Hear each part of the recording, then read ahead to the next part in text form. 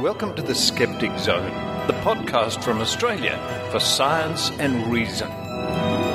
Here are your hosts, Richard Saunders and Stefan Sojka0. Richard, good to see you. You're back from Tam. I'm back. I think I'm still on the plane sometimes, but yes, I'm back. I went all the way over to Las Vegas for the amazing meeting 7. Oh goodness! Did you? How long did you go for? 4 nights. You must be. You didn't have time to get jet lagged. You're back on Sydney time again. I certainly got time to be jet lagged over there. Right, but now everything's okay. I think so, almost. But what an incredible time it was. Stefan, you have to come to Tam 8. Tam 8 in Las Vegas. I will. I've got to come. I know I get so caught up in all my day-to-day stuff, as we all do. I've got to do more skeptical things and come with you. Fabulously, amazingly fabulous time it was.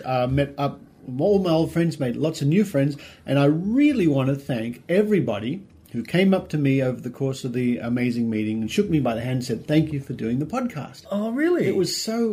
can you shake my hand now? Thank you, Stefan. You've just transferred all those good vibes to me. Oh, that's wonderful. No, people. I was so pleased that people enjoy listening to the podcast, and they say, "Oh, I really like this, I really like that," and people kept commenting about the music. Oh, did they? The theme song. The theme song. Oh, lovely. In fact, here we have a special little clip I'll play right now. This is famous podcaster Brian Dunning from Skeptoid singing the Skeptic Zone theme. Ready? Already now. Skeptic Zone, a miracle of technology. So what did you reckon of that? I'm flattered and blessed to have such wonderful support. It's lovely. So what are we going to hear a lot about what happened there? Because I feel like I've really missed out. I tell you what, this episode will be a special episode of little mini clips and interviews, snippets and little bits and pieces, including the introduction talk from Phil Plait and James Randi, little interviews with people like Derek Colanjuno from Skepticality, A. Kovacs from the JREF, Hal Bidlack, little everything. And is it going to spread out over the next few episodes as well? We've Absolutely. Got a few bigger, more featured things, So that's the first part of that. This episode is little snippets, followed by Dr. Rachie reports. Well, hey. A favourite of everybody, I think. And that's followed by Think Tank Las Vegas. Think Tank Las Vegas. Vegas. Oh, no, with the slot machines in the background. Absolutely, with lots of special guests and blow-ins and people, and lots of Australians over there, actually. You didn't see Penn and Teller at all, did you? I did. You did? I didn't go and see the show, but I met up with them, Fabulous. Did you get to interview them at all? I didn't. Not Penn and Teller. But we got a photo, at least, or something. There are souvenirs and photos. And okay, we want evidence. We're skeptics. We seek the evidence that you met them. Oh, believe me. Okay. I'm sure there must be a photograph. I think there are photographs with me and Penn in the same room. Oh, they're legends. But coming up, as you said, yes, Iran Sergeyev, grain of salt, Sergeyev and I were very busy doing interviews. Ooh. We've got Adam Savage from Mythbusters coming up. Maybe next week or the week after. Absolutely. We've got George Hrab from Geo Podcast. It's all just blockbuster stuff. We've got very famous skeptic and magician Jamie Ian Swiss, and we've got legendary skeptical investigator Joe Nicol. All coming up over the next few weeks. Stay tuned to the Skeptic Zone. You are in the zone right here. Shall we just get on with it? I can't wait, but before we do... Oh, yes, why not? Let's do an extended intro because it's so exciting. I know, you just can't wait to hear this stuff. I can't wait to hear it. A quick plug for our good friends at the Young Australian Skeptics. If you want to write something for skeptics, go to the website of the Young Australian Skeptics. They're interested in content. Great, we can all help them out.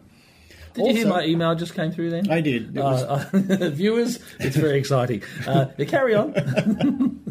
It's Penn and Teller right now. Also, I've got this card, and I think we'll be hearing about this more. If you want to make yourself heard, if you want to have something to say, broadcast, you can go to skeptographers.com. Let me spell it out. skeptographers.com. Skeptographers.com. Interesting. Great. So that's to actually put your own views across. Yeah, if you've got something to say. Not just something to write, but something to say. I think we'll be hearing more about those guys soon. Great. And finally, While I was book there, in front of us. I bought myself a copy of Death from the Skies by Phil Plait. Looks very scary. If I open up the cover... It's been signed by what? Everybody? Just about everybody in the skeptical planet, I think, has signed this. Michael Shermer, DJ Grofey, George Hrab, Brian Dunning, all of the Skeptics' Guide to the Universe, and I'm actually wearing their shirt. Wearing an awesome T-shirt as well. You're going to put this on eBay and make it at least 50 grand. I have.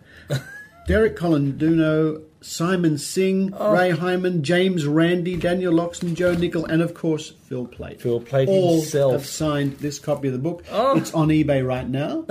Really? It certainly is, because the Skeptic Zone, Dr. Rachie and I are going to Perth. And we've got to raise some money. We've got to raise a bit of money. We have to cover the airfares. I know, because this Skeptic Zone is not cheap. It's not cheap sometimes, but we're going over there to talk and spread the skeptical message, but we have to get there. So if you go to eBay, and I'll put a link on skepticzone.tv, but if you go to eBay and search for Death from the Skies and autographs, you'll find this book. Yep. This book. Fantastic. And Stefan, let's not forget, I brought you a gift. Here's a little badge that says "Keep libel laws out of science." Oh, lovely. Thank you very much. much. From Simon Singh.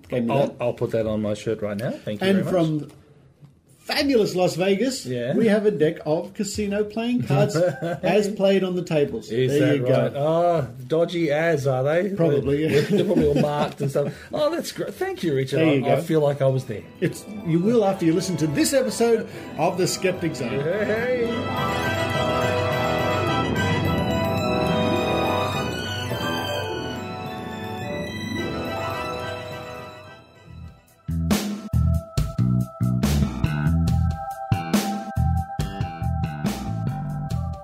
The amazing Meeting 7 was held at the South Point Casino and Spa in Las Vegas, Nevada from July 9th to 12th, 2009. The lineup included James Randi, Phil Plait, Adam Savage, Joe Nickel, Ken Teller, and many, many more. I arrived at Las Vegas Airport to be met by my old friends Scott and Susan Hurst. They were a welcome sight after a sleepless flight from Australia. After a nice hot shower, I set out to explore the hotel, only to bump into James Randi himself. He, Phil Plait and others sat down with me for a chat and some lunch. I couldn't resist the temptation and offered Mr. Randi some Australian musk sticks.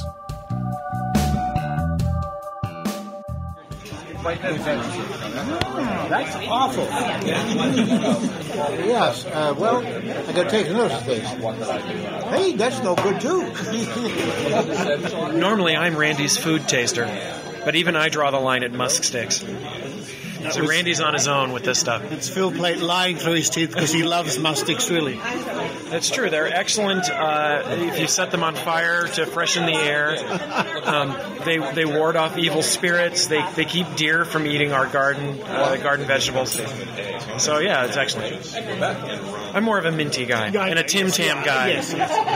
So I brought you minties, and I do have some Tim Tams. God, I remember. Was it Tam 5? What is this one? 7? So it must have been Tam 4, where I got 9 kilos of minties from Australians. Did you? I brought home 9 kilos. It was awesome. It would take you several hours to eat all those. Oh, they lasted for almost a year. I love minties. Love them. The rest of the day was spent catching up with friends, meeting new friends too, and wandering around the massive casino and hotel. The next morning I met up with Fred Bremer for some pancakes. Breakfast in Las Vegas. I love it. And I'm sitting here with Fred Bremer from Vancouver. Hi, Fred. Hello. Now, you were just showing me some photographs from something you did, which I wish I could have been there, which was a Sasquatch sort of adventure. Yes, a group of us from Vancouver Skeptics in the Pub went on a skeptical Sasquatch camping trip a few weeks ago. In British Columbia, there's a provincial park called Sasquatch Provincial Park, and a group of us drove up there a couple hours outside Vancouver and camped overnight by a small lake, and we had our own mascot, a little stuffed Sasquatch. And there he is, the Sasquatch. He looks great with the earmuffs on. Yeah, we had almost 20 of us camping overnight. We had beautiful weather until the morning when we had to tear down our tents in a bit of rain, but everybody had a great time.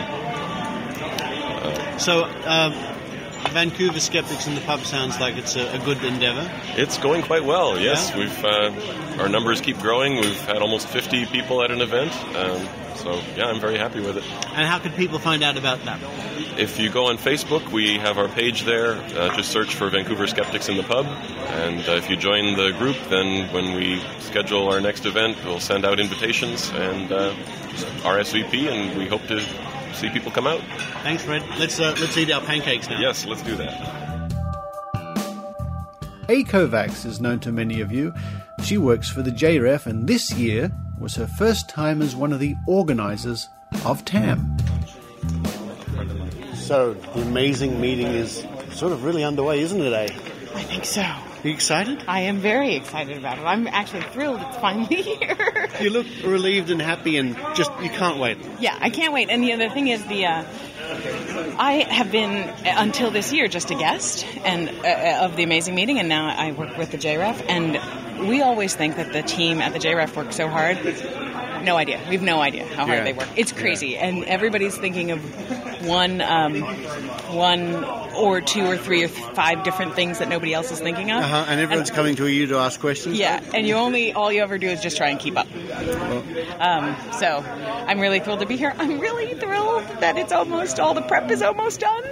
And that's it, I guess. I'm glad you're here. Thank you. Thank you, A. Thanks. Did you get Sharpies? I did. We now come to the first official night and the welcome dinner. Let's hear from our host, Hal Bidlack, Phil Plate, the president of the James Randi Educational Foundation, and Mr. Randi himself. Fascinating. I want to say a couple of special hellos. Robert and Susan Lancaster have arrived. I'll say a little more about Robert tomorrow, but if you ever doubt what one person can do, Robert is the poster child for that. Also like to welcome the 28 Davids we have tonight. The Americans have very little creativity names. We have a whole bunch of different folks here today. It's a great pleasure to be back at TAM 7. As I said, we'll say a little more tomorrow, but we just wanted to make you all feel welcome tonight. And remember that we're part of a large community of friends. So make sure you shake hands with the folks around you. And we're just so tickled you're here.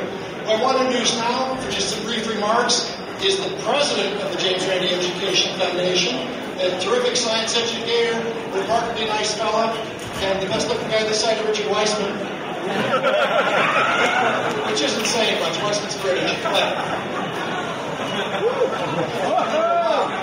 Ladies and gentlemen, the president of the JREF, Dr. Phil Plate.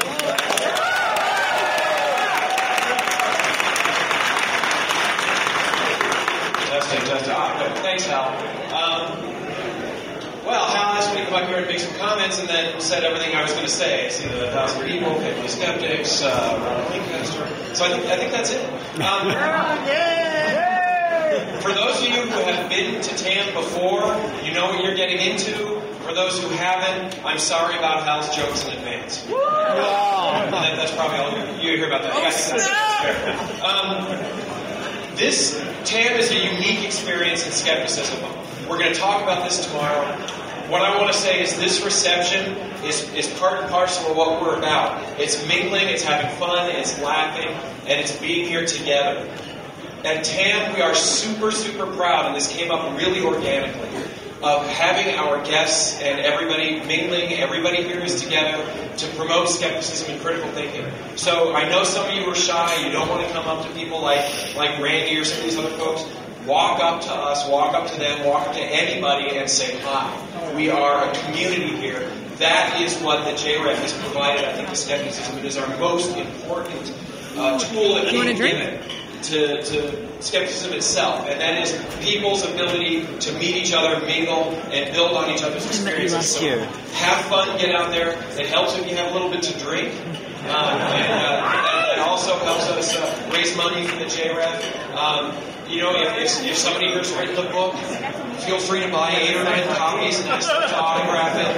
anything like that. And let me add too that at 6 o'clock in the poker room is the annual JREP poker tourney. You can just give me your money now if you want. Although I tend to lose with pairs all the time. And I just been informed, yes, that the magic show is on the other side of this wall at 8 o'clock. And so that's going to be, oh man, is that going to be great. So have fun. And I think that's the most important thing about this whole weekend. Have fun. Thank you.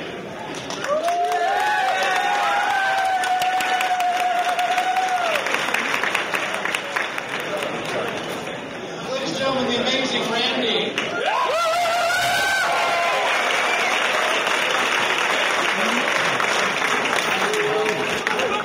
I guess I'm being heard out there. Yes, I support out there. That's much better.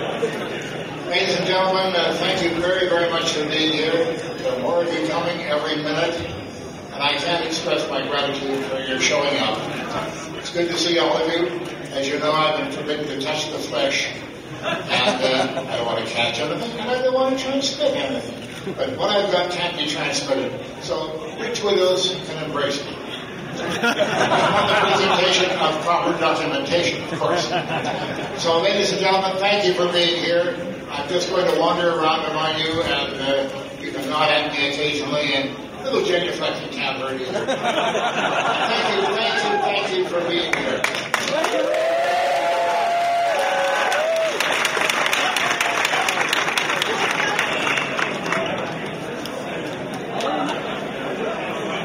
I'm here with Hal Bidlack, who's our host, our gracious host. How are you, Hal? G'day, how are you? G'day, I'm fine. That wasn't too bad for a guy from Colorado. It wasn't too bad at all. That's all I know. That's it? Something about a bidet, and then that's it. I don't know anymore. A bidet, I see. So we just had the pleasure of having James Randi come into the room. What was the name again?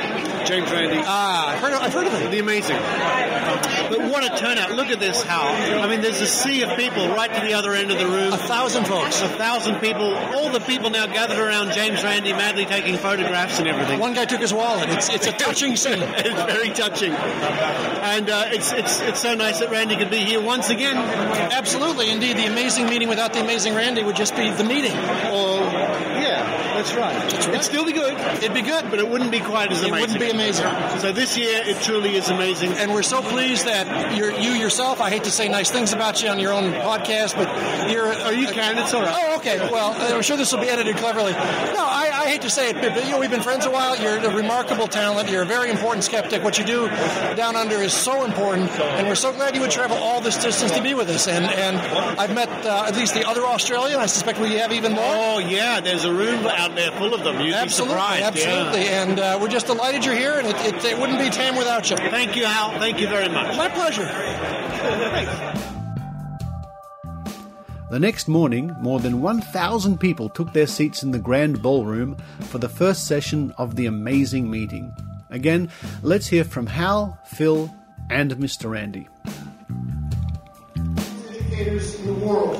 His bad, strongly blocked by featured prominently as part of Discover magazine and his family battles flights of fancy from the surface of the world upward.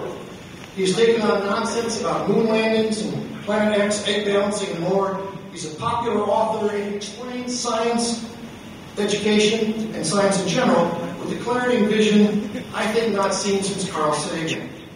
James Randi is the MacArthur Grant Genius Grant winner, former world famous magician, current world famous magician, and for decades has devoted himself 7 days a week to reason, to clarity, and true battling the forces of darkness in our society. I could give Mr. Randi a proper introduction, but simply reading his accomplishments would take the rest of the conference.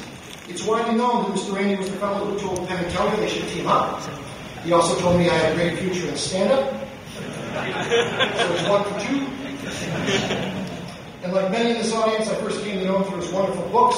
He's world famous for his prestidigitation skills and for his life's work as a bright light shining on the dark corners of our world where nonsense and con men rule. He is simply the most important skeptic in the world today, and he's our host. So please welcome first Dr. Phil Plait, and then Mr. James Randi.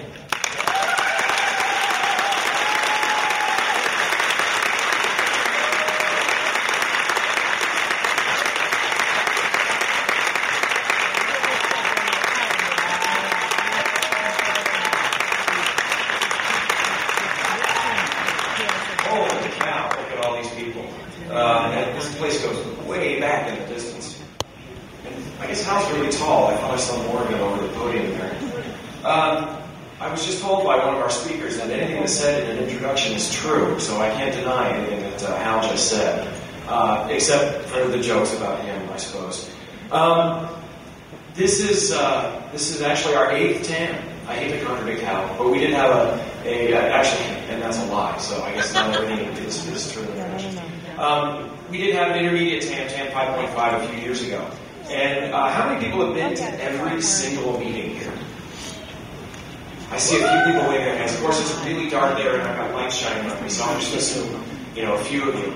That's very cool. These have been an astonishing series of meetings where it started off, relatively decent. We had a couple of hundred people, and now we have quite a few more. I'd love to talk so much about all of this because it's means so much to me. But you didn't pay to listen to me talk, and if you did, you got screwed. And I'm going to let Randy come up here and really open the conference for sure. But I want to say that we're here really for 3 reasons. We're here to hear the speakers, of course. We always have a dynamite lineup of speakers, and this year is no exception. I'm very excited about every single person who's going to be up here. And some of them are old friends, some of them are new friends. But they all have very, very interesting things to say about the reasons that we're here today. Another reason we're here, of course, is to see Randy. There's one major reason, and the reason that these meetings exist, it's because of Randy. We're here because he helped start the modern skeptical movement. He is still a force of nature in the modern skeptical movement, and it's his face on the banner. So that's why we're here. But if that's why the original TAMs grew so much, there's another reason why there are so many people here, and it's because there are so many people here. It's almost a self-fulfilling prophecy, if I can use that word. There are a lot of people here because of the community. At some point, a few years ago, this community of skeptics reached a critical mass, and this grassroots movement itself became the mainstream skeptical movement. I'm not sure exactly how that happens when something becomes this self-derived industry. But we are here because of each other, because of the community. And there are a lot of big skeptical groups in the country, and they all do different things, and they all do them very well. But somehow, the JREF became the touchstone for the people themselves. And as Hal so well put with Reed Esau, with Robert Lancaster, people just saying, hey, I can do this.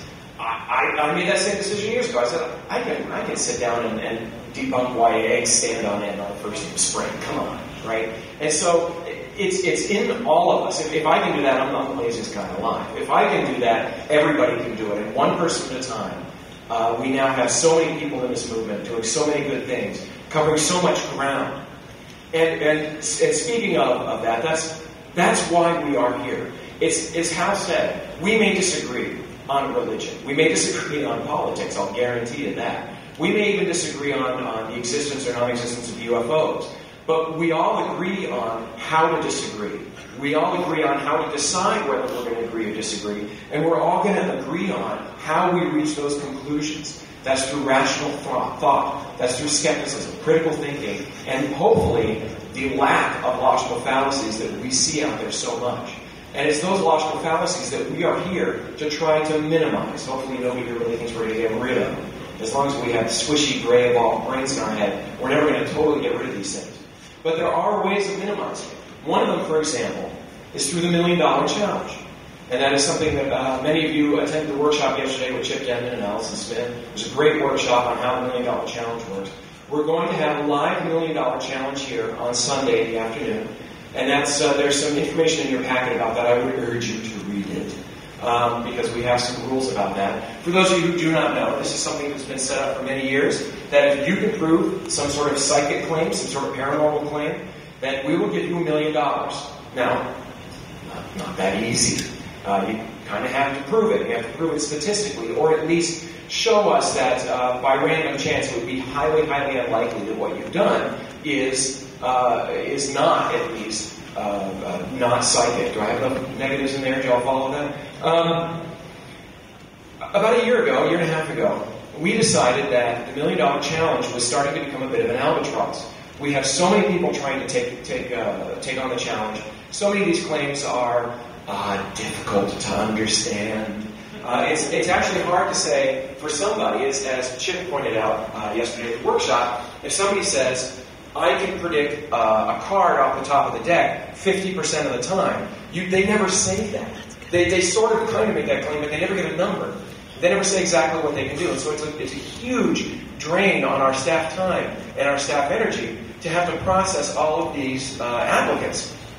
So we decided to withdraw the $1 Million Challenge. We figured its job is basically been done, and we're going to discontinue it. Well, after talking with Randy and several other people, I have been given permission to say here today that that is no longer true. The $1 Million Challenge is going to continue, and I'm really, really happy about this. The $1 Million Challenge is a hammer. And it is, and you know what the saying is, when you have a hammer, everything's a nail. The $1 Million Challenge is an excellent tool to show the press and to show the public that not necessarily that psychic powers do not exist, but that most people who are claiming to have psychic powers are incorrect. And this will continue. Now, I'm not going to say how it's going to continue because we're not sure. We're looking into it. We're investigating it. We're trying to figure out a way to do this, to bring it into the 21st century, kicking and screaming, so that it streamlines the process, makes it more efficient, and that we can use it in a way to even broaden what it's already been doing, and that is to show people the world for the way it is, and that is real, rational, and if I may, scientific. So I'm really, really glad about that. We'll be talking a little bit more about that later. Thank you. So enough about me and from me. You're here to see Randy, and I'm going to let him close us out. And let me say, and I love being able to do this sometimes, a quote from a book I've read a couple of times, and I hope many of you have as well. Something about this meeting with our speakers talking about all these diverse subjects, some of which you may know about, some of which you don't, but you're guaranteed to learn about a lot of different things here over the next couple of days. All of them have something in common, and that is, whether it's about optical illusions or science or geekery or skepticism or whatever, we're all about the critical thinking. We're all about seeing through the fog and seeing what's real. And so let me say that you should let the scales fall from your eyes, because the truth shall set you free. And here is a man who has been doing that for a long, long time, and that is James Randi.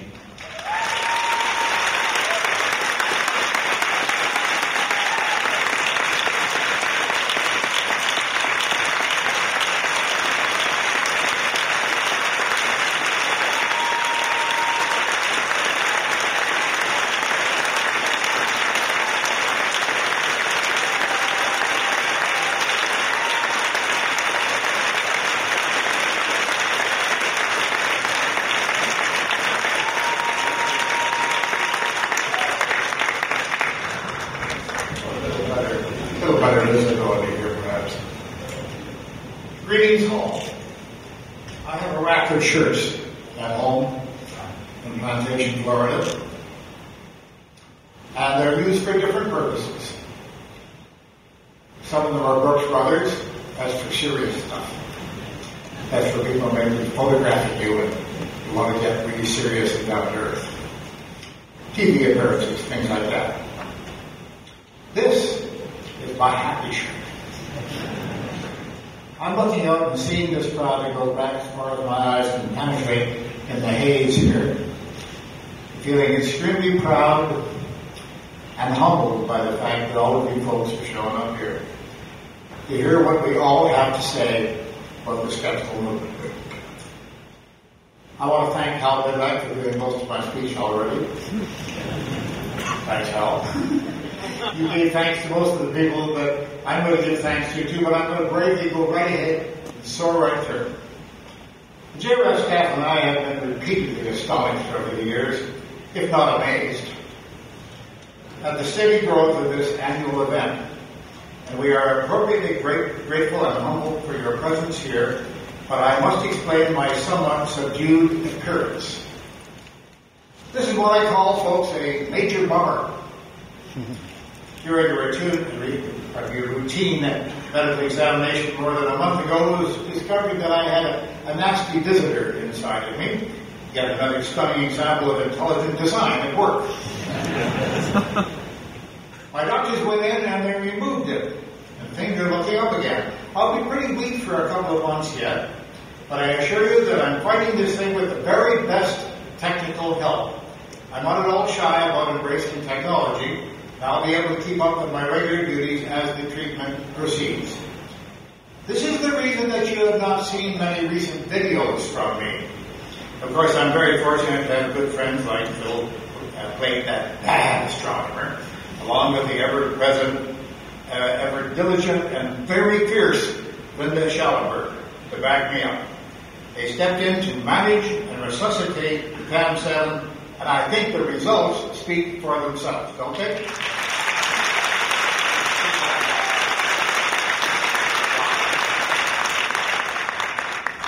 I must say the public response to my illness has been very generous and flattering. I'm now all the more aware of just how important our work is, and I intend to stay around for a long time because I've got a lot to do. My prognosis is good, and even though I've decided to go along with this old-fashioned, what do they call it? Oh yes, orthodox medicine, I'm cutting back on the prayers and faith healing and opting for minimal voodoo ceremonies. I thought you'd be glad to know that. I have to thank a special young gentleman who's sitting in the audience, right down here. I want to thank Sean McCabe, my personal assistant, who has been with me for the past year as an intern. Let's hear it.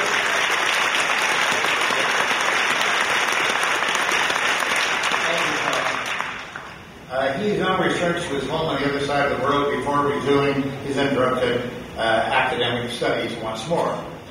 I even got the opportunity of meeting his folks who are with us here at TAM to our great delight.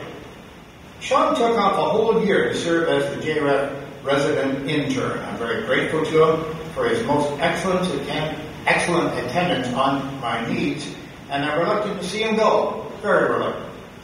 Sean, thank you. Sean will be replaced by Brandon K. Thorpe, who now takes on the job of saving me from at least some of my more grievous errors. And no special order, I want to thank Jamie Ian Swiss, who you saw last night. Hey, was that a show? And I'll be participating after lunch today with Jamie in what should be a very entertaining and perhaps embarrassing discussion. He's got some old videos. Oh, well, we'll get into that later. Managing Director A. Kovacs. Are you down there, A? Right here. There you are.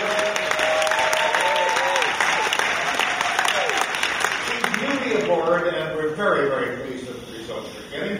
And Bart Farkas, who is again handling press relationships for us, is in our audience tonight, and we thank him very much. Jeff Wang is the JREF Outreach and Communications Manager, as you know. Thank you. And we have two very technically minded folks on hand today, Rich Montalvo and Stacey Woodrum, manning the video recording. And we thank them. Alison Smith, who manages the woo-woo applicant for us, there is a gargantuan job right there, and exchanges all kinds of information with these very strange people. And our very tried and true friend, Lieutenant Colonel Hal Bidback, of course. It's always good to see that face. When I walk into one of these TAM meetings, I look around. As soon as I see Hal, I think everything's okay. Hal's here. Thank you, Hal.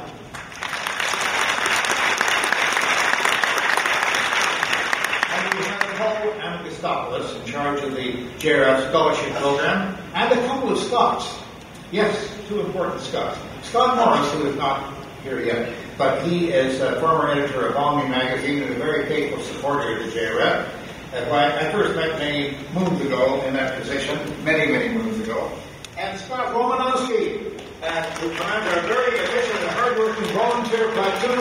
If you see these black shirts with this logo on them, folks, ask any of these folks any question at all. They will help you out. This volunteer staff, we couldn't do it without them. Let's hear it.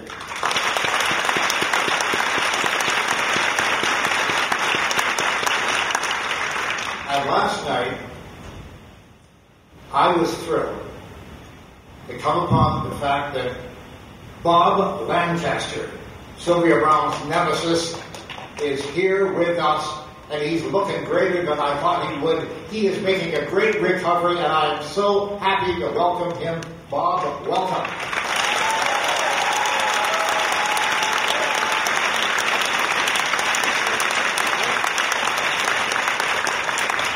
Last night I spent over an hour talking in my room privately with one of the original founders of SciComm, Professor Ray Hyman from Oregon, I have to say, pardon me. Ray Hyman, I hadn't seen him in many, many years, and we had a long, very, very productive chat. I must say that was very welcome. And we have volunteer Ed Barrow with us, who was mentioned previously. He is our GRF merchandising under supervision. And of course, the inescapable Carl Schellenberger, again hand in hand with Linda. And what town could be complete without Michael Shermer and Pat Lindsay? They're here too.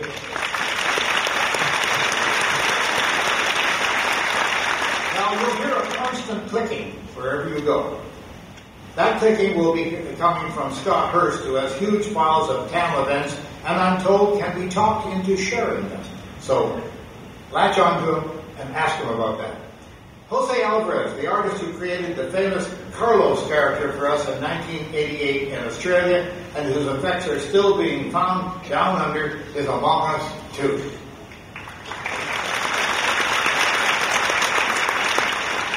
Our faithful Aussie buddy, Richard Saunders, the origami master, will fold almost any damn thing into a fantastic character at the slightest hint. So do give him a hint. And good old Rachael has once more herded the scientific paper presenters into the corral. Penn and Teller, our most excellent friends, magician Matt King, who you saw last night, and the brilliant Banachek as well, are also on board, as usual, to our great delight. Ladies and gentlemen, our present registration for TAM, as of this moment, there are 1,007 people in this room.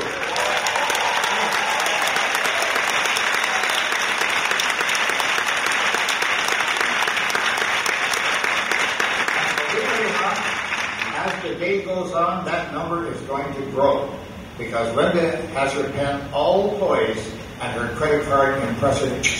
That is all ready. And it's already starting to increase over 1,007. Who knows what it will come to. But please consider something. That figure is a tribute to the JREF staff, who worked so long and hard for 12 months to get this all together.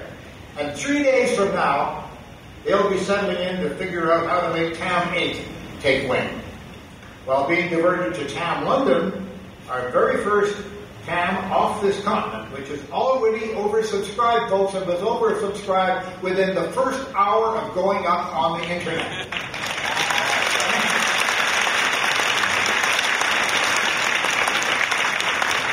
A minor problem, a sort of a welcome problem, but a sticky one, is that the European skeptics are trying to squeeze in whatever they can, because they went up an hour later in Europe, you see, and they missed out on the first hour when everything was all sold out. But we're trying to make accommodations for them. We must be doing something right, folks, don't you think?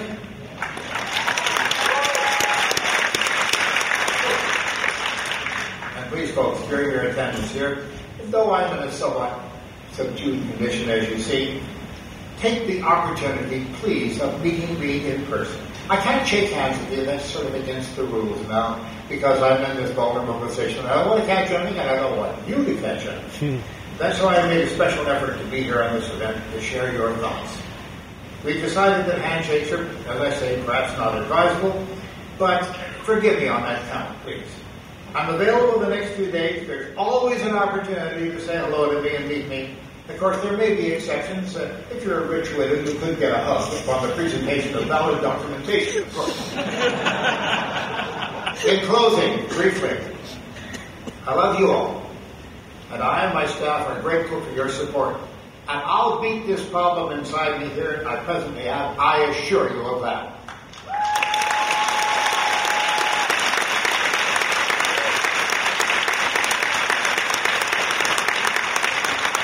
Ladies and gentlemen of all ages, welcome to the Amazing Meeting Center. Thank you, thank you, and thank you.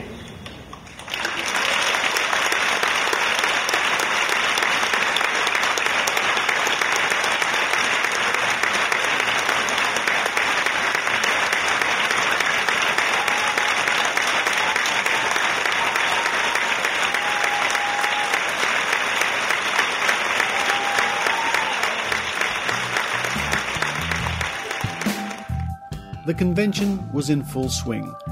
At the lunch break, I had time to chat with Rachael Schottlander.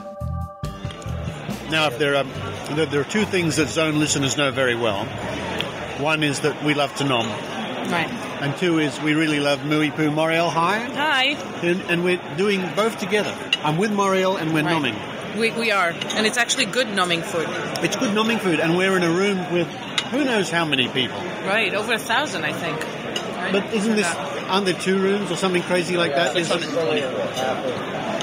Hundreds and hundreds of people all around us, all busily nomming. And they're all nomming. Yeah, that's right. It's so good. Dr. Rachie, where are you? Exactly.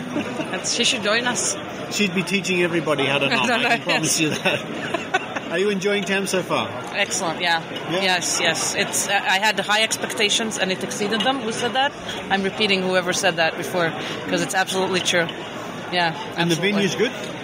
It is. It's actually great because even though it's off the strip, doesn't matter. Who cares? Yeah. Nobody goes outside. Everything interesting happens inside. That's true. Yeah, that's it. That's all you need. A bunch of skeptics, and that's it. And food. And food, exactly. Numbing. Thanks, Rachael. Yeah, thank you.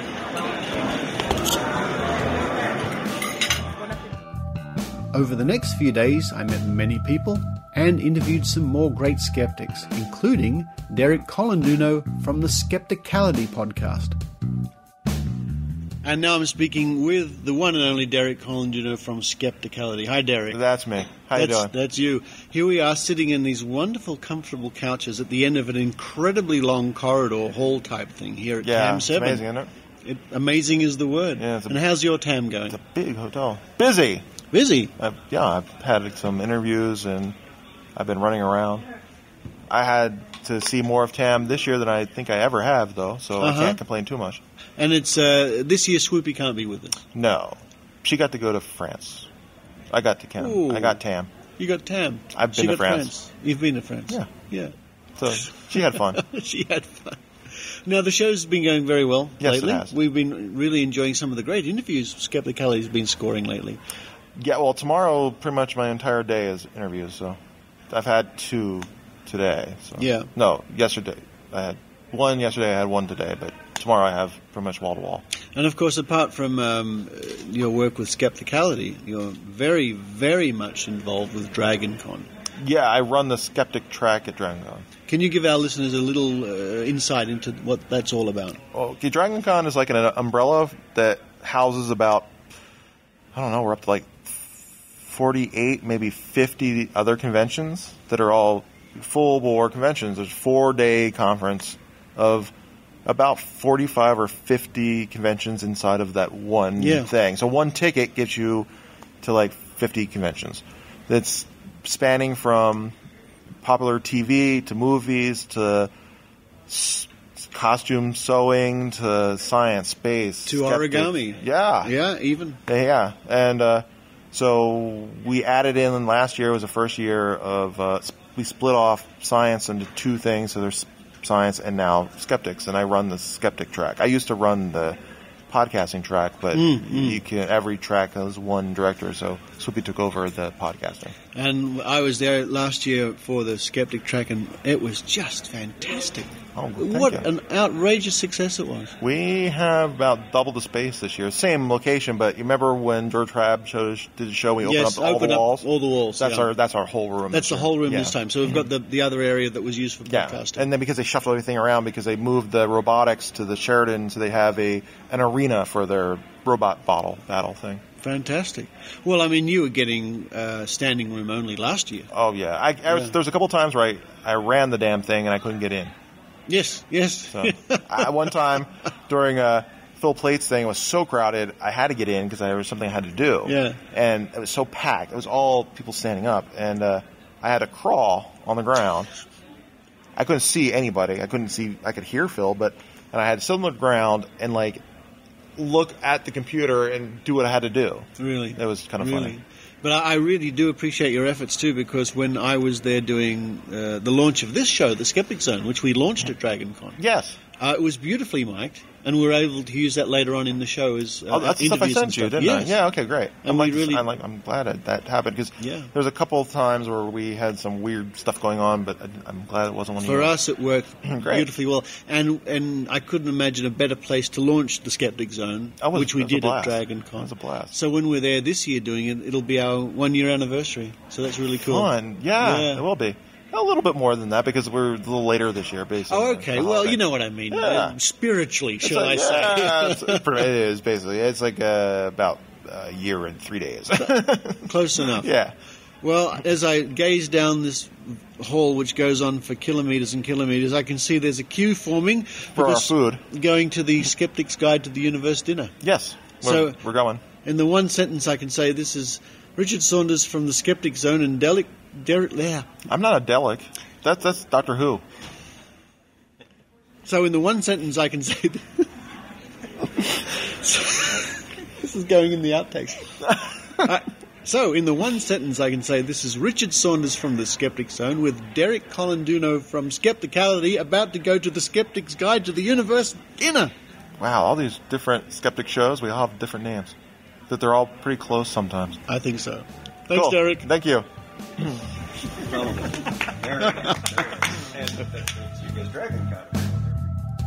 One of the surprises of TAM was the wedding of Rebecca Watson to Sid Rodriguez, live on stage. I caught up with Sid just after the event. Quick interview with...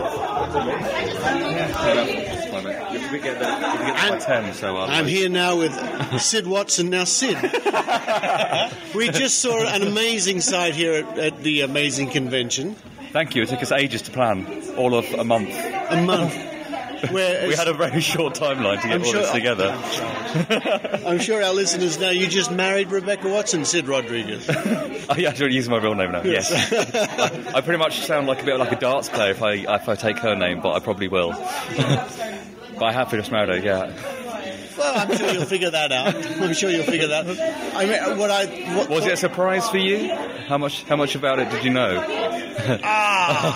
A little bit. And how much did everyone else who was around know? Because I couldn't see with the lights and stuff. Nothing.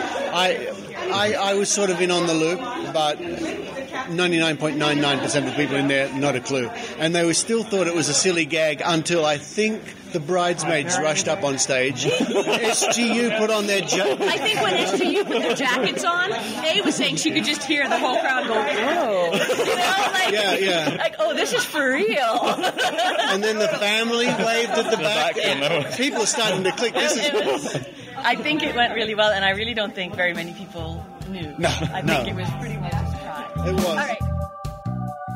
Many of us ended up at the Skeptic party, held about 15 minutes away from the hotel.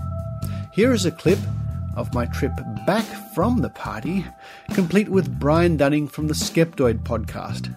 Somehow, he and I ended up in the boot of the car. I don't know what to say now. Well, I think we've done all the gags already now. Skeptic Zone, a miracle of technology. You're listening to the Skeptic Zone. I'm not Brian Dunning. From Skeptoid.com. .au. This is the best car ride I've had in the States, I think. I'm in the back of this massive wagon, deep down below in the boot with Brian Dunning. And it was not my call, let me assure you of that. Help! He's confessed. Is a massive wagon a euphemism for anything in Australia? You don't want to know. This is not going to go. This isn't making the podcast. Yes, skeptics like to have silly fun too, from time to time. And so, the amazing meeting came to an end. I sincerely would like to thank James Randi, Phil Plate, A. Kovacs, Hal Bidlack, Bart Farkas, Kachansky, Moriel Shotlander, and many, many more too numerous to mention. I'll see you all in 2010 at TAM 8.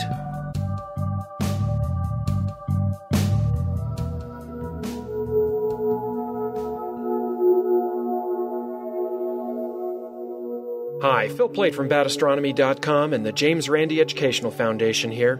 If you want to get an American take on things like moon hoaxers, astrology, chiropractors, creationists, anti-vaxxers, global warming denialists, homeopaths, psychics, UFO believers, and doomcriers of any flavor, then go to badastronomy.com, randy.org, or skepticblog.org, and there you'll be able to read me ranting, railing, frothing, and foaming about hoaxes, nonsense, pseudoscience, anti-science, and anyone who spins, folds, or mutilates reality.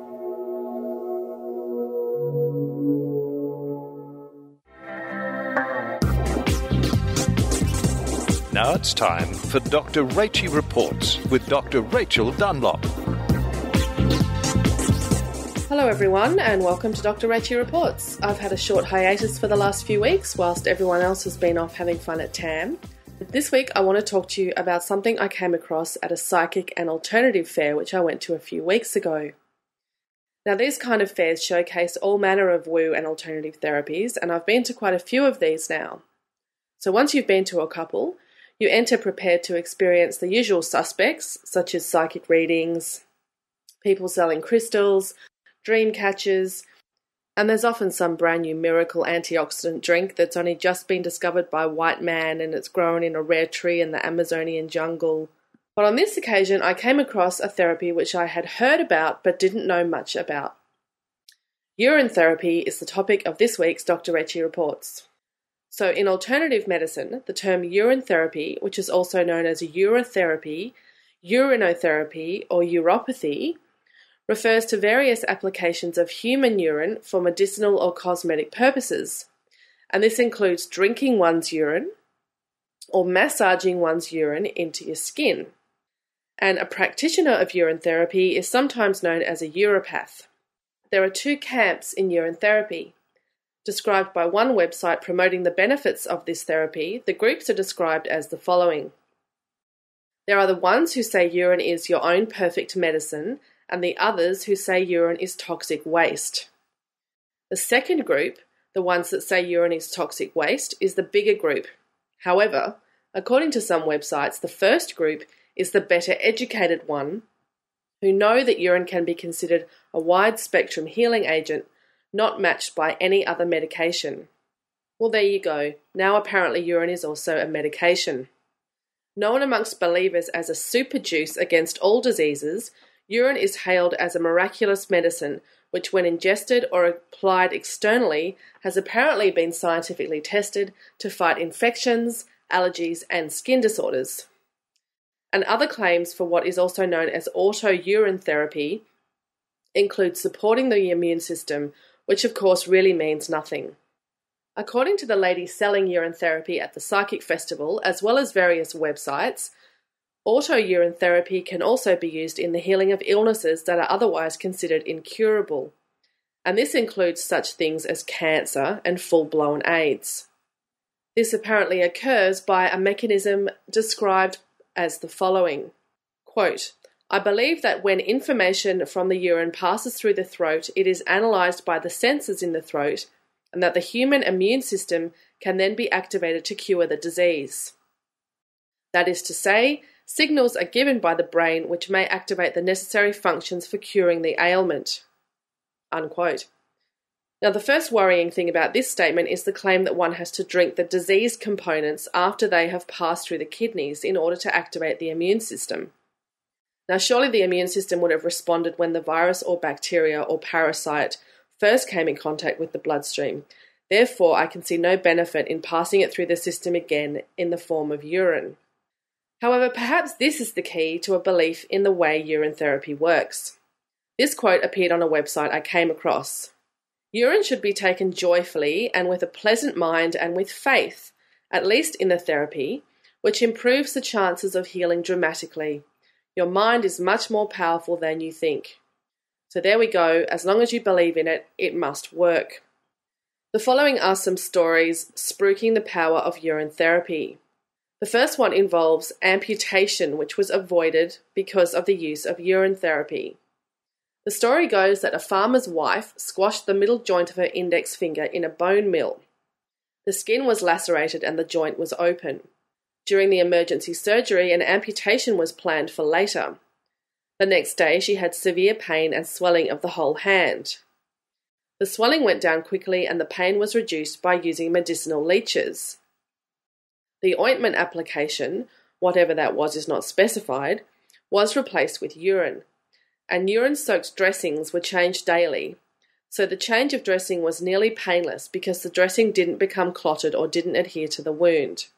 The joint capsule was healing gradually and later the skin wound also cleared, and the anti-inflammatory effect of the urine was amazing. And as a result, the index finger could be kept. Next is the story of a 30-year-old woman who had cancer and battled it for many years. After she was introduced to urine therapy and used the perfect medicine in addition to other natural treatments, her suffering ended and she got rid of her cancer. She won the battle, but another battle started. She did not know what to do with her life, which was given up already, and she had to start from scratch and find an occupation or work to financially support herself. She had her life back, but she had to get used to it. What a strange feeling. Next is a testimonial from a 50-year-old woman who was diagnosed with HIV and now says after taking urine therapy that her full-blown AIDS is healed. She says she was diagnosed with HIV 10 years ago. Quote, "About 6 months after that, I started taking medication. But after about 2 years, it stopped working. I was a mess. I had full-blown AIDS and a lot of people thought my time was up. I have a good friend who is going to school to become a doctor. He told me about urine therapy. Since then, I have been drinking 1/3 of a cup every day. Last week, I was told that my AIDS is undetectable. I've been taking medicine for almost 10 years and nothing like this has ever been close to happening. I know it sounds gross, but if you want to live, I recommend it strongly. It is a miracle drug. No one listened to me at first. They thought I was crazy. But now all my friends are doing it. It's really a small price to pay if you want to live. I used to take antidepressants, but I don't need them now. The urine fixed the part of my brain that was making me depressed. If you have asthma, it cures that too. It cures just about everything. I'm so glad that I found out about urine therapy." And on the topic of urine therapy for HIV or AIDS, one website I came across offers a tincture known as AidSol or tablets called Aid Cure, which they say are effective in HIV/AIDS patients. Now, the website refers to this tincture as, quote, "a herbal antibacterial product useful in various bacterial infections such as the common cold, bronchitis, influenza, bronchopulmonary infections, tonsillitis, urinary tract infections, fever, skin infections, and also helps to cure AIDS due to its antibacterial action." It's funny that they say it's effective in treating HIV because of its bacterial action when HIV is a virus. However, I digress. There is also an accompanying YouTube channel for this company, but it is entirely in Hindi with Taiwanese subtitles. However, the byline says that patients suffering from HIV/AIDS have benefited from cow urine therapy. Although some proponents of urine therapy say you should only use your own urine, there are other websites that tell you can use cow urine, as just mentioned, but also other types of urine, including plant urine. Now, plant urine is the water that the plant, by its root system, filters and lifts from great depths. And I quote, "No external water sources or artificially processed water is used, and this ensures the water contains no unfavourable memories of artificial processing. And this method of extracting plant urine is used to produce a new generation of flower essences or remedies known as the Stepanov's method, after Jutta Stepanovs, who created the new generation of flower remedies. Traditionally, flower remedies or essences were made with parts from cut flowers or other parts of the plant which had been soaked in water and solarized. But this newly discovered method extracts the essence from a live plant itself. The plant is then left unharmed to continue its growth in nature, fully intact. And this apparently has a beneficial impact on the plant, the environment, and improves the strength and healing quality of the flower essence. So now we're starting to drift into homeopathy territory, where it's being discussed that the urine might maintain a memory. The difference being in this case, the memory is bad, whereas in homeopathy it is critical to it being effective. or not. The lady I spoke to at the Psychic and Alternative Fair advised me that the best way to use urine therapy is to place 4 or 5 drops of your own urine under your tongue, and that will cure just about everything. Whilst I don't recommend that you try this, listeners, if you're willing, please let me know by emailing me at Rachael@skepticzone.tv so we can share with everyone which incurable illness you cured with urine therapy. And until next time, this has been Dr. Rachie Reports.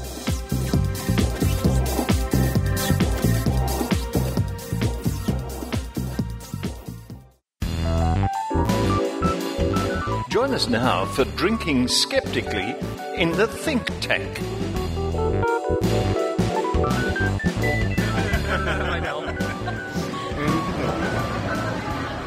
Well, from the other side of the planet, cheers, everybody. Cheers. Cheers. I don't know, clinking bottles and glasses sound the same everywhere around the world. Thank you for joining me today in the Las Vegas Think Tank. Yes, we've taken the whole room we normally do the Think Tank in. We've come to Las Vegas. And joining me, we have some very special guests, starting with Brian Dunning. Hello, Brian. Hello. Hello. Great that you could come with us. And I'll get everybody... I came all the way from around the world. You did? Sort of. I went the long way around just so that it'd be fair for everybody. Thank you. I do appreciate that. I do appreciate that. And Travis, hi. Hi. Great to see you. Yeah, great to see you. Good to meet you in person finally. We've been corresponding for a long time. In fact, you sent me some root beer, which I was very happy about. Yes. And we've got Craig. Great. Hi. Hi, Richard. How you going? I'm doing well. Michael. Hang on. I'm detecting an Australian team on that side of the room at the moment. And Think Tank regular Amanda Rose. Hi, Amanda. Hello, everyone. Hello, everyone. And our good friend Muipu Moriel. Hi. Hi. Come a bit closer, Moriel. And Ashley. How's it going, Richard? I'm very well. I'm so happy to be here. Now, isn't this an amazing thing? Amanda, a long-time Think Tank veteran, to do one here in Las Vegas. It's been amazing. Amazing is the word, isn't it, everybody? Amazing is the word. How did she come up with that? Who's your writer? Amazing. Exclamation mark and no I. Oh, yes, of course, the meeting. Now, has everybody had a good, amazing meeting so far? Fantastic. Yeah? These are just the best times. This is seriously, it's the best 3 days of the year for me. 4 days, 5 days, however long I'm still here in one form or another after it ends. And more people actually joining us. Hi, everyone. Hi. G'day, back there. More Australians, actually. More Australians. Now, I should explain to our listeners exactly where we are. We're at the South Point Casino and Spa, isn't it called? Yes, something like right. that? Yep. You say so. Which is like a mini city, almost. It's got an equestrian arena, bowling alley, movie theatre. Sorry? Almost in Las Vegas. It's almost in Las Vegas, yeah. There's 3 or 4 cinemas upstairs, which I found the other day. Yeah. And we're sitting in one bar of a giant hangar-type room as big as an aircraft hangar or even bigger, full of poker machines, casino-type stuff. And over to my right here, I'm seeing a big wall of baseball betting or something like that. I think it's cricket. Cricket, I thought so, yeah. Just a little different. And if I look further to my right, we have horse racing. And this is only one bar, and on the other side of the room, past the tables, there's another bar. For people who haven't been to Las Vegas, it's like the world's biggest RSL club.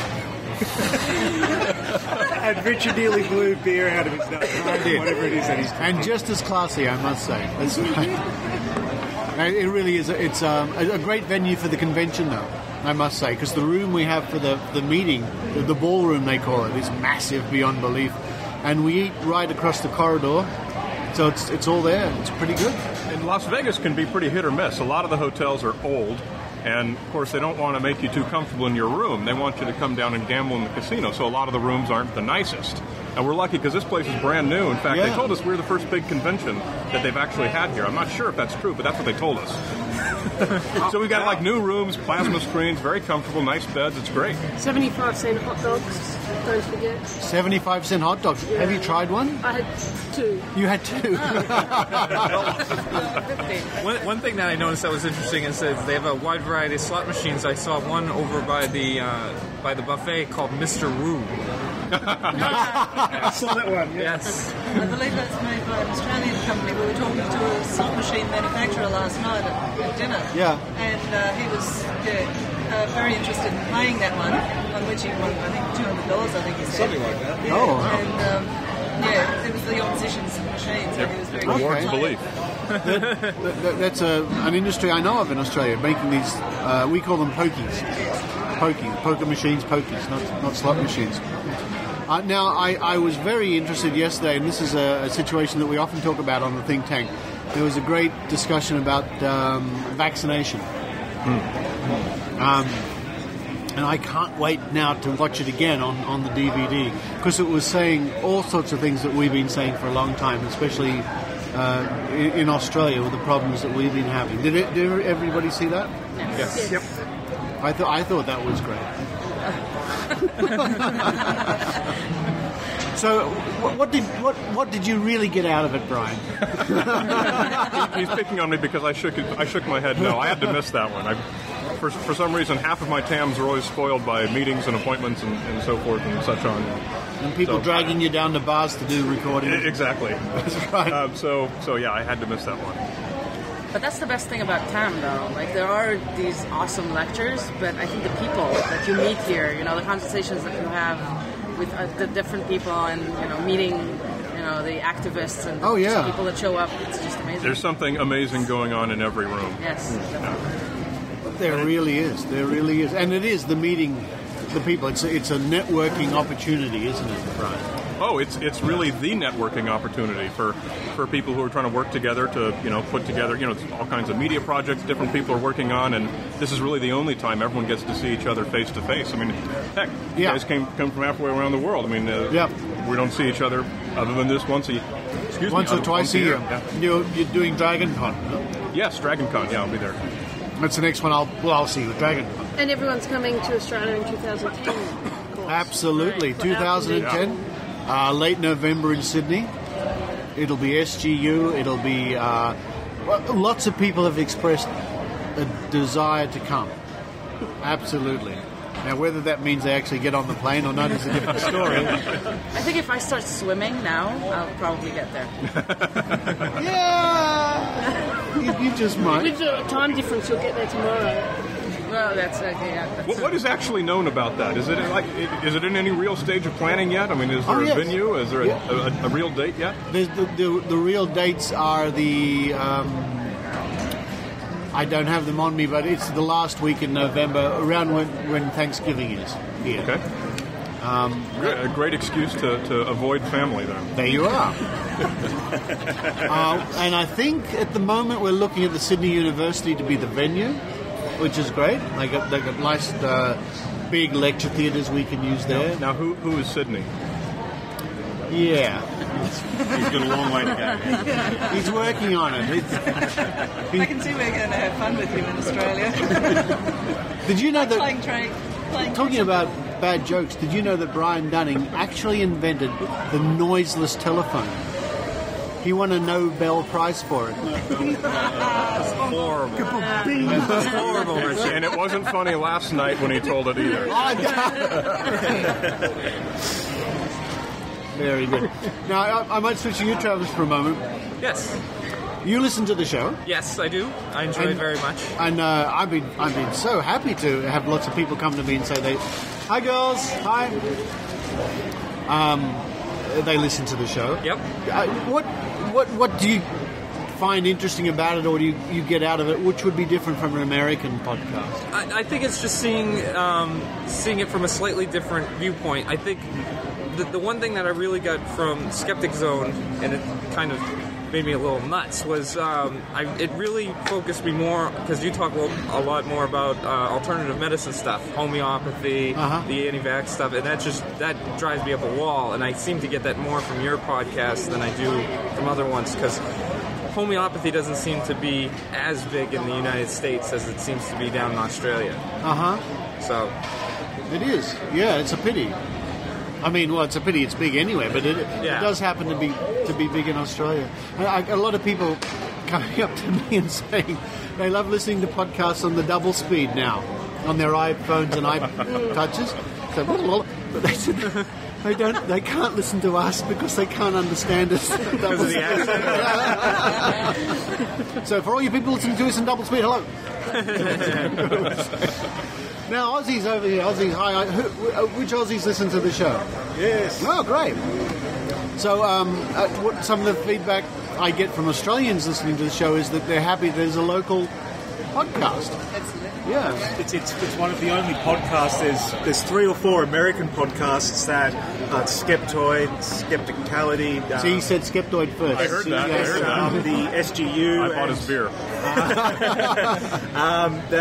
That are really good, but it's really unusual actually to hear good material coming in an Australian accent. It's very unusual to hear that, and while it's really not that surprising that there's an Australian media like that, it's very weird to hear it coming in an Australian accent because you just get so used to hearing American accents. You get used to podcasts being American, but there are more and more Australian podcasts now along these lines. Yes. And more saying and more. that there's no good content available in Australian accent, that was such a softball setup. I'm not even going to go there. More and more people. Hello, hey everyone. Hi. More Aussies? Yep. There you go. Enjoying the conference. Having a ball, loving it. Yeah, isn't it good? Well, today's session was good too. I really liked the last one that they just had was the magicians. We had Penn and Teller, James Randi, Jamie Ian Swiss, and Ray Hyman and DJ Grothy talking about the ethics of magic. Wow, that was good. Yeah, the nice thing I liked about that was Randy didn't pull any punches when he was explaining stuff. That was never heard him. Yeah, I saw your tweet about that. Dropped the F-bomb. Yeah. He did. I'm not going to put this an explicit tag on this podcast, but I'm going to bleep this. He was talking about Uri Geller, and he said, "Geller, you're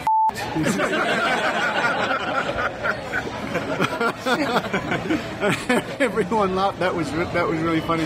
This is your first time here at the amazing meeting? Yeah. This is only my second. Who's a veteran of them? This is my second. I've been to 3. 3? Wow. And first one, girls? Yeah. And you from Brisbane? Brisbane, that's right.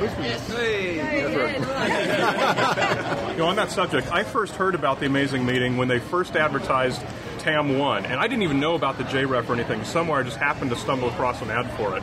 And so for TAM 1, 2, 3, and 4, I called all of my friends, tried to talk them into going with me, tried to say, hey, this looks cool, let's go to that. Nobody would go, and so I never made it to any of them until finally my wife agreed to go to TAM 5. Wow. But you weren't at TAM... Were you at TAM 6 last year? I was at TAM 6. Yes, you were. I remember you now. 5, 5.5, and 6. Yeah. You're only new then, Richard. That was my first. Yeah, that was my first. And this year, how many people? 1,007? 1,007 was what we heard. Yeah. But did you see how many hands went up? That was only yesterday morning, 1,007. Hi everyone. Hi, Jamie. Come and say hello. Aaron, come around. If you come here. Hello. And you come in now. Some more friends of mine have turned up. Hi, Jamie. Hi. And you're from? Where am I from? Oh, Tucson, Arizona. Tucson, Arizona.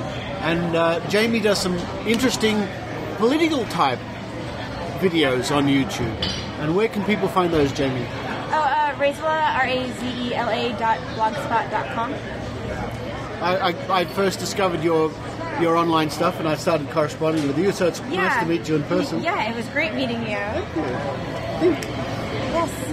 Yes, I love it. And hi, Aaron. Hello. We met on the amazing adventure to North to Alaska. Yes, well, and it was quite amazing, I'll tell you that. It was. And you went on the Galapagos? No, I was on the Caribbean. The first amazing adventure. Yes, when we were still trying to determine how amazing it was.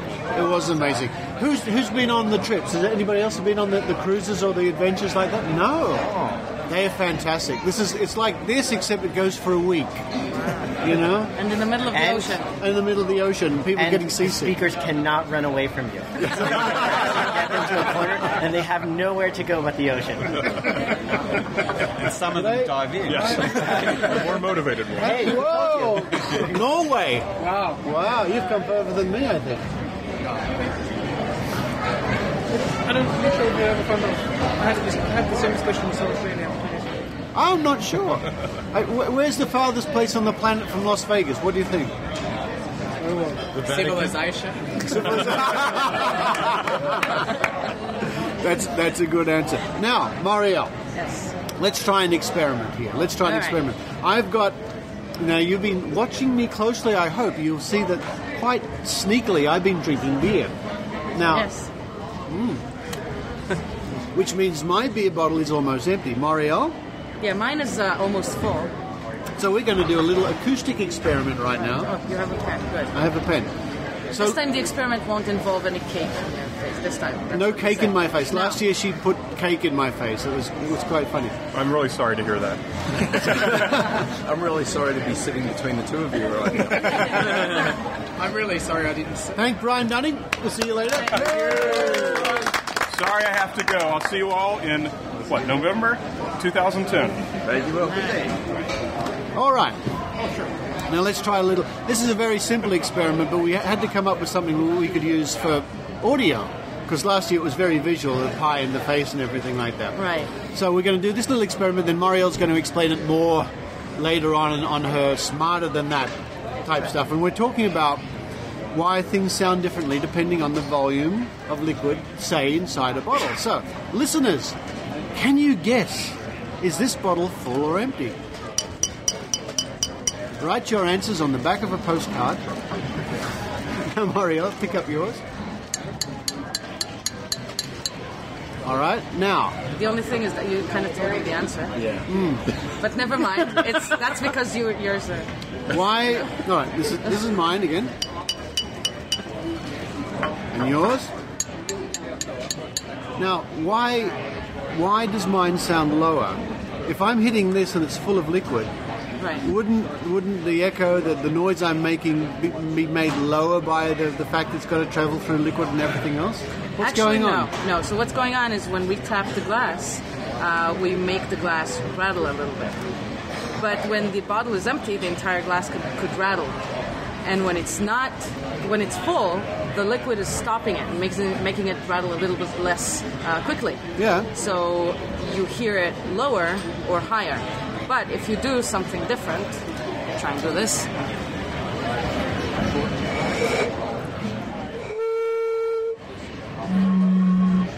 Now the effect was the other way around.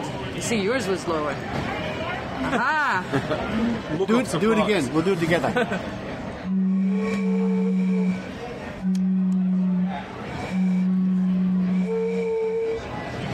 There we go. So now mine is higher and yours is lower. This is because now we're actually making the air move around and make the sound and not the glass. So now there's more air like moving around and creating the sound, and rather than here when the bottle is half full, there's less air. It has less time to move around and shake the air and create a sound, and so this one will be higher and this one will be lower. So you can get two sounds out of the price of one, for example. You can get a high sound from one bottle, and from the same bottle, a low sound. Exactly. Wow. And a low sound, if you tap it, which I don't have the pen, right? That's yours, I'm tapping. Exactly, and this will be lower than that one, but it will be higher if we, Isn't science wonderful, everybody? And isn't science wonderful when you can use beer bottles in your experiment? You make it work, you have the best kind first. There's science everywhere, that's it. Thank you, Marielle. Great experience. Yay. Now, of course, the one thing that we're waiting for now is Marielle to pour the beer on you. Is Marielle to pour the beer on me? No, is for the bus announcements, but we're in the wrong club. We're in the wrong club. But every now and then from the deli just across, over there behind your shoulder, over there, we're getting, what is it? Food announcements. Food announcements. Which sounds better than bus announcements to me, I don't know. So out of the non-Australians here, who has been to Australia? Which Americans have been to Australia? Right, moving right along. But one more thing, Richard, I'd like to thank all the people that wrote to us with ideas. They were really great. Some of them we couldn't use. Some of them were a bit rude, actually. Because last year she whacked the pie in my face and we said, what's another idea? And people wanted me to be in all sorts of state of undress for other experiments. Yes, that was, So the best answer, the best one to come up was someone said, please do something with beer, because we say we're drinking skeptically. So, that was the simplest one we could come up with. Exactly, and it's something everybody can do when they're drinking if they're not, finishing the bottle completely, or after 3 or 4 ones. I can just imagine now thousands of Skeptic Zone listeners having their beer saying, "Hey, did you know that if you Well, what a fantastic thing it's been. You know what? This is the first edition of the Think Tank without Dr. Rachie. That sounded good, actually. So a big hello to Dr. Rachie. We really miss you, and we know you'll be in Dragon Con. Of course, she's coming to Dragon Con, but we know she's going to be at TAM next year, right? Right? Yeah. Oh yeah. So I want to thank everybody for... Wow, I'm surrounded by people here. Everybody for turning up and joining us in the very first US Las Vegas type think tank. We haven't seen Elvis yet, but it's surely any minute now. He was driving a taxi. He's driving a taxi, was he? Okay. Okay. And until next year at TAM, everybody, cheers and thanks for being in the think tank. Cheers! And then a low clinker or... Exactly. Has anybody heard the cricket scores? I think rain is the only thing that stopped Australia from winning. I can't remember the exact things. Mark but Webber, for the first time, has got pole position. Century. Mark Webber's got pole, has he? Yeah. Wow, that's excellent. So here, 5 o'clock tomorrow morning. I heard Australia declared at one stage, Ponting got a century, and we're all doing really well. Yeah. Great, thanks everyone. Fantastic. Woo-hoo. Number 50.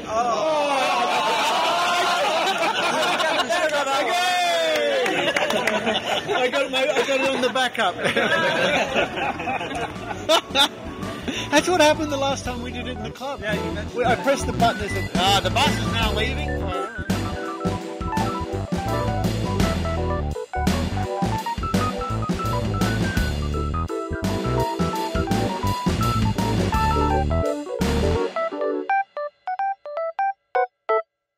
You're listening to The Skeptic Zone. I'm Brian Dunning from Skeptoid.com. When I'm not tuned into The Skeptic Zone, I'm recording the Skeptoid podcast, doing what I can to further knowledge by blasting away the widespread pseudosciences that infect popular culture. I've also compiled a 40-minute educational video on critical thinking called Here Be Dragons at herebedragonsmovie.com. I hope you check those out, and I hope you enjoy The Skeptic Zone.